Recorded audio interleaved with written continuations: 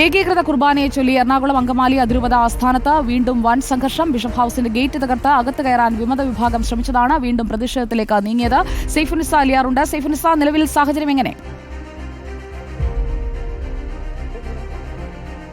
സുജയ, ഈ വിമത വിഭാഗം മധ്യസ്ഥ ചർച്ചകൾക്കായി അകത്ത് കയറിയിരുന്നു. പക്ഷേ സമവായ ചർച്ച ഫലം കണ്ടില്ല. ഇതേ തുടർന്ന് 21 വൈദികരെയും അറസ്റ്റ് ചെയ്യണമെന്ന ആവശ്യം ഈ വിമത വിഭാഗം മുന്നോട്ട് വെച്ചു. അങ്ങനെയെങ്കിൽ മറ്റ് വൈദികർ കൂടി അറസ്റ്റ് വരിക്കാൻ തയ്യാറാണ് എന്ന് പറയുകയും ചെയ്തു. ഇതേ തുടർന്ന് ഇപ്പോൾ വൈദികരെ അറസ്റ്റ് ചെയ്യാനുള്ള നീക്കം തുടരുകയാണ്. ഇതിനിടെയാണ് ഈ വാർത്ത റിപ്പോർട്ട് ചെയ്യാൻ ശ്രമിച്ച മാധ്യമപ്രവർത്തകരെ കയ്യേറ്റ് ചെയ്യാൻ ശ്രമിച്ചത്.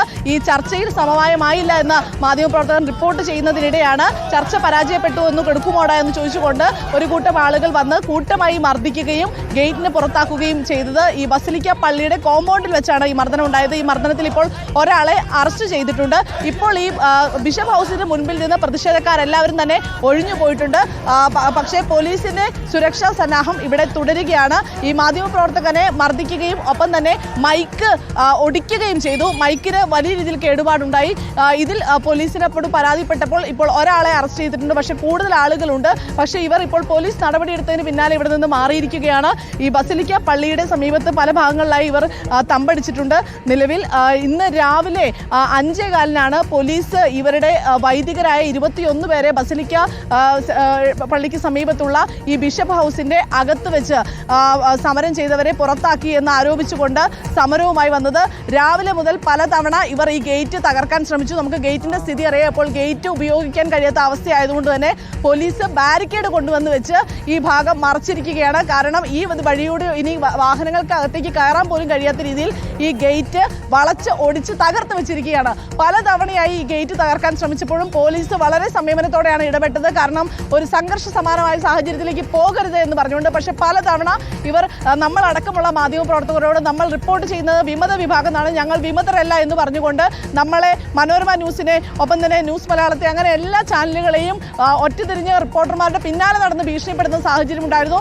അതിനുശേഷമാണ് DCPയുടെയും ഒപ്പം തന്നെ ADMന്റെയും നേതൃത്വത്തിൽ ഒരു മധ്യസ്ഥ ചർച്ച നടന്നത്. ഈ മധ്യസ്ഥ ചർച്ച പരാജയപ്പെടുകയാണ് ചെയ്തത്.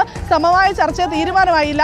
കാരണം ഈ ബിഷപ്പ് ഹൗസിന്റെ അകത്ത് അഡ്മിനിസ്ട്രേറ്റീവ് വിഭാഗത്തിനോട് ഈ വൈദികർക്ക് പ്രതിഷേധം വയ്ക്കാനുള്ള സാഹചര്യം ഒരുക്കാൻ സാധിക്കുമോ എന്ന് പോലീസ് ചോദിച്ചപ്പോൾ അവർ അത് അനുവദിക്കാനാകില്ല എന്ന് പറയുകയും അതേ തുടർന്ന് ഈ സമരം നടത്താനാകില്ലെന്ന് പോലീസ് ഇവരെ അറിയിച്ചു.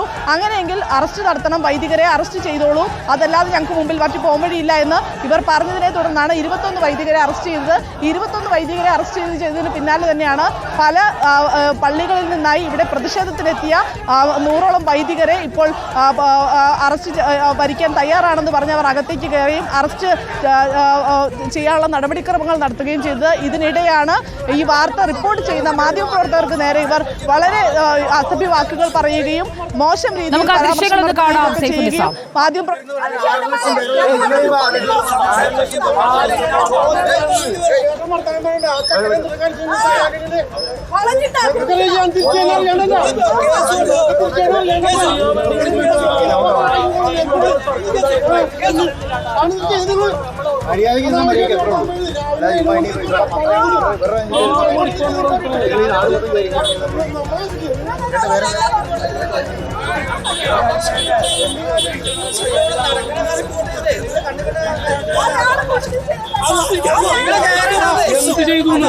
എന്ത് ചെയ്തു പറയണേ?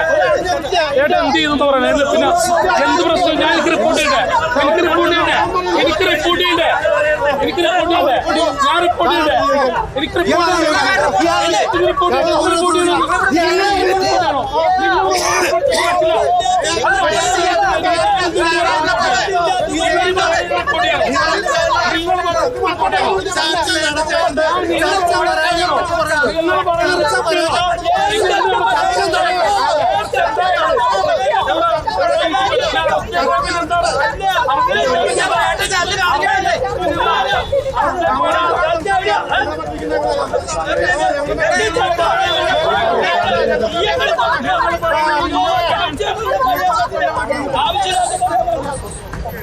നിങ്ങൾ പറയണത് റിപ്പോർട്ട് ചെയ്യണോ ചേട്ടാ? നിങ്ങൾ പറയുന്നത് റിപ്പോർട്ട് ചെയ്യണോ?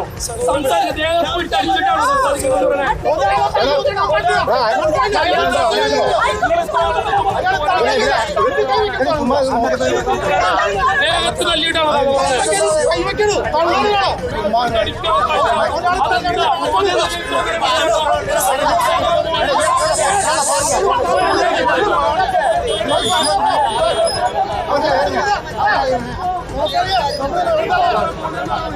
സൈഫുന്നിസ അലിയാർ തുടരുന്നുണ്ട്. സൈഫുന്നിസയോടും സഹിൻ ആന്റണിയോടും ഒക്കെ ആ കയർക്കുന്ന ആളെ അറസ്റ്റ് ചെയ്തോ? ഇപ്പോൾ ആ ഒരു പച്ച ഷർട്ടിട്ട ആളെ, ഒരു പ്രായമായ ഒരാളെ അറസ്റ്റ് ചെയ്ത് നീക്കിയിട്ടുണ്ട്. ഇവർ രാവിലെ മുതൽ നമ്മളോട് വലിയ രീതിയിൽ, അതായത് നമ്മൾ പലപ്പോഴായി വാർത്ത റിപ്പോർട്ട് ചെയ്തുകൊണ്ടിരിക്കുമ്പോഴൊക്കെ ഇവർ പറയുന്നത് ഞങ്ങളാണ് ഔദ്യോഗിക പക്ഷം, ഞങ്ങൾ വിമത വിഭാഗമല്ല, നിങ്ങൾ എന്തിനാണ് ഞങ്ങളെ വിമത വിഭാഗം എന്ന് പറയുന്നത്, ഇവർ ഇവിടുന്ന് പുറത്തു പോകണം, ബിഷപ്പ് ഹൗസിലുള്ളവരാണ് പുറത്തു പോകേണ്ടത്, ഞങ്ങളാണ് സഭ ഭരിക്കുന്നത്, 90% ആൾക്കാരും 99% ആൾക്കാരും ഞങ്ങൾക്കൊപ്പമുള്ളവരാണ് എന്ന് പറഞ്ഞുകൊണ്ട് പലതവണയും നമ്മൾ അവരോട് പറഞ്ഞു. അപ്പോഴും നമ്മൾ പറഞ്ഞു, ചേട്ടാ ഈ ഔദ്യോഗിക പക്ഷം എന്ന് പറയുന്നത് ബിഷപ്പ് ഹൗസിൽ ഇരിക്കുന്നവരെ അനുകൂലിക്കുന്ന പക്ഷമാണ്, അവരെയാണ് ഔദ്യോഗിക പക്ഷം എന്ന് പറയുന്നത്. സിനഡിന്റെ തീരുമാനം, റോമിലെ മാർപ്പാപ്പയുടെ തീരുമാനത്തെ എതിർക്കുന്നവരാണ് നിങ്ങൾ, അപ്പൊ ആ തീരുമാനത്തെ എതിർക്കുന്നതുകൊണ്ടാണ് നിങ്ങൾ വിമതപക്ഷം എന്ന് പറയുന്നത് എന്ന് പറഞ്ഞു. അത് പക്ഷെ അവർ അംഗീകരിച്ചില്ല. പലതവണ നമ്മളോട് ഭീഷണിയുടെ സ്വരത്തിലും ഒക്കെ പറഞ്ഞു. പക്ഷെ നമ്മൾ അത് അൽമായ മുന്നേറ്റം എന്ന് പറയുമ്പോൾ അതും അവർക്ക് പറ്റുന്നില്ല. ഞങ്ങൾ അങ്ങനെയുമല്ല, ഞങ്ങളാണ് ശരിക്കുമുള്ള വിശ്വാസികൾ, ഞങ്ങൾ വിശ്വാസികൾ എന്ന് മാത്രം പറഞ്ഞാൽ മതി എന്ന് പറഞ്ഞുകൊണ്ടാണ് ഇവർ രാവിലെ മുതൽ നമ്മളുടെ പിന്നാലാണ്. നമ്മളത്ര കാര്യമാക്കിയിരുന്നില്ല. പിന്നീട് ഇവരുടെ ചർച്ചകൾ നടത്തുകയും ചർച്ച ഒരു രീതിയിലുള്ള പരിഹാരമാകാതെ പോവുകയും ചെയ്തോടെയാണ് ഇവർ പ്രകോപിതരായത്. വൈദികരെ അടക്കം അറസ്റ്റ് ചെയ്ത് മുയിക്കുന്നു എന്നുള്ള തീരുമാനം വന്നപ്പോൾ ചർച്ച പൂർണ്ണമായും പരാജയപ്പെട്ടപ്പോൾ ഇവർ പ്രകോപിതരായി. ഇത് റിപ്പോർട്ട് ചെയ്യുന്നതിനിടെയാണ് മാധ്യമപ്രവർത്തകരായ സഹിൻ ആന്റണിക്ക് നേരെ പ്രതിഷേധമുണ്ടായത്. സഹിൻ ആന്റണിയെ വാർത്ത റിപ്പോർട്ട് ചെയ്യുന്നതിനിടെ സ്ത്രീകളടക്കമുള്ളവർ വന്ന് വട്ടം കൂടി നിന്ന് മൈക്ക് ഐഡി തട്ടിപ്പറിക്കുകയും മൈക്ക് അടിച്ചു പൊട്ടിക്കുകയും ചെയ്തു. അതിനുശേഷം ഉന്തി ഈ ബസിലിക്ക പള്ളിയുടെ കോമ്പൗണ്ടിന് പുറത്തേക്ക് വിടുകയും ചെയ്തു. ഇതേ തുടർന്ന് നമ്മളിത് ചോദ്യം ചെയ്യുകയും അതിനുശേഷം അപ്പോൾ അവർ പറഞ്ഞു ഞങ്ങളുടെ രീതിയിൽ വാർത്ത റിപ്പോർട്ട് ചെയ്യണമെന്നാണ്. നമ്മൾ ഏതെങ്കിലും ഒരു പക്ഷം പിടിച്ച് വാർത്ത റിപ്പോർട്ട് ചെയ്യുന്ന ആളുകളല്ലല്ലോ, നമ്മൾ മാധ്യമപ്രവർത്തകരല്ലേ.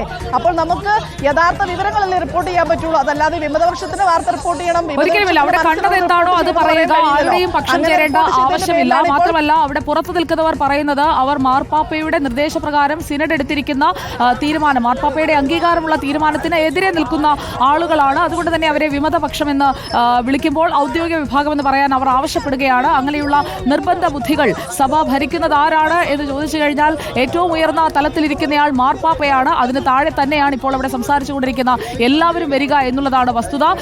സൈഫുന്നിസ, ഇനി അറിയേണ്ടത് ഈ ഒരു പ്രശ്നപരിഹാരം അത് മാർ ബോസ്കോ പുത്തൂരിനെ കൊണ്ട് കഴിയില്ല ഒരു പ്രശ്നപരിഹാരത്തിന് എന്നുള്ളത് സഭ തന്നെ തിരിച്ചറിയുകയാണോ, സിനഡിനെ അറിയിക്കുകയാണോ? മാർ ജോസഫ് പാംബ്ലാനി എറണാകുളം അങ്കമാലി അതിരൂപതയുടെ പുതിയ അഡ്മിനിസ്ട്രേറ്ററായി വരികയാണോ? ഇതിൽ ഔദ്യോഗികമായ ഒരു തീരുമാനം പറഞ്ഞിട്ടില്ല. ഇത് ഔദ്യോഗികമായി പറയുമെന്നാണ് ഇപ്പോഴും ഇവർ പറയുന്നത്.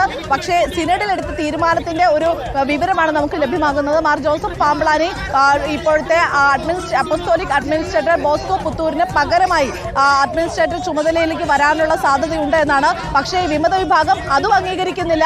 ബോസ്കോ പുത്തൂരല്ല, പാംബ്ലാനി വന്നാലും ഞങ്ങൾ ഇത് അംഗീകരിക്കില്ല എന്നുള്ള ഒരു നിലപാടിലാണ് അവർ നിൽക്കുന്നത്. അതുകൊണ്ട് തന്നെ ഇത് വിഷയം എത്രത്തോളം സമവായത്തിൽ എത്തും എന്നുള്ള കാര്യത്തിൽ ഇപ്പോഴും വ്യക്തതയില്ല. കാരണം രാവിലെ മുതൽ ഈ വിഷയത്തിൽ പ്രതിഷേധിച്ച മാധ്യമപ്രവർത്തകരെ കയ്യേറ്റം ചെയ്തയാളെ, നേരത്തെ സൈഫുന്നിസ സൂചിപ്പിച്ച പച്ച ഷർട്ടിട്ട പ്രായമായയാൾ, നമ്മൾ നേരത്തെയുള്ള ദൃശ്യങ്ങളിലും അദ്ദേഹത്തെ കണ്ടിരുന്നു. അദ്ദേഹത്തെ അറസ്റ്റ് ചെയ്ത് കൊണ്ടുപോകുന്ന ദൃശ്യമാണ് നമ്മൾ കാണുന്നത്. രാവിലെ മുതൽ തന്നെ സമരസ്ഥലത്ത് ഉണ്ടായിരുന്നയാളാണ്. മാധ്യമപ്രവർത്തകർക്ക് നേരെ കയ്യേറ്റവുമായി ഭീഷണിയുമായി എത്തിയതും അദ്ദേഹത്തിന്റെ നേതൃത്വത്തിലായിരുന്നു. അദ്ദേഹത്തെ ഇപ്പോൾ പോലീസ് അറസ്റ്റ് ചെയ്ത് നീക്കുകയാണ്. ഈ അറസ്റ്റിലായ ആളുടെ പേരറിയാമോ സൈഫുന്നിസ? നമുക്ക് പേര് വിവരങ്ങൾ വ്യക്തമായിട്ടില്ല. ഇവിടെ നിന്ന് ഇപ്പോൾ സഹിൻ ആന്റണി ആരാണ് മർദ്ദിച്ചതെന്ന് സെൻട്രൽ CI അനീഷ് ജോയ് ചോദിച്ചപ്പോൾ സഹിൻ ആന്റണി കാണിച്ചു കൊടുത്ത മറ്റുള്ളവരെല്ലാം ഓടിപ്പോയി. മറ്റുള്ളവരെല്ലാം നമ്മൾ മാധ്യമപ്രവർത്തകർ ഒറ്റക്കെട്ടായി നിന്ന് ഇവർക്കെതിരെ നടപടി വേണം, അറസ്റ്റ് ചെയ്യണം എന്ന് ആവശ്യപ്പെട്ടപ്പോഴേക്കും എല്ലാവരും ഓടി. അതിനുശേഷം ഇയാളായിരുന്നു ഉണ്ടായിരുന്നത്, ഇയാളും ഓടാൻ ശ്രമിച്ചതാണ്. അപ്പോൾ നമ്മൾ പറഞ്ഞു ഇയാളാണ് മർദ്ദിച്ചവരിൽ ഒരാൾ ഇദ്ദേഹമാണ് എന്ന് പറഞ്ഞപ്പോഴാണ് പോലീസ് ഇദ്ദേഹത്തെ പിടിച്ച് പോലീസ് ജീപ്പിലിട്ട് കൊണ്ടുപോയത്. കൂടുതൽ വിവരങ്ങൾ നമുക്ക് ലഭ്യമായിട്ടില്ല. പക്ഷേ കൂട്ടം കൂടി നിന്ന് ഒരുമിച്ച് തിരിച്ച് വട്ടം കൂടി നിന്ന് വളഞ്ഞിട്ട് ആക്രമിക്കുന്ന രീതിയായിരുന്നു ഉണ്ടായിരുന്നത്. നമുക്ക് ആ ദൃശ്യങ്ങളിൽ തന്നെ വ്യക്തമാണ്. വാർത്ത റിപ്പോർട്ട് ചെയ്തുകൊണ്ടിരിക്കുന്നതിനിടെയാണ് ഒരു മാധ്യമപ്രവർത്തകർ ഇത്തരം കയ്യേറ്റ ശ്രമം ഉണ്ടാകുന്നത്.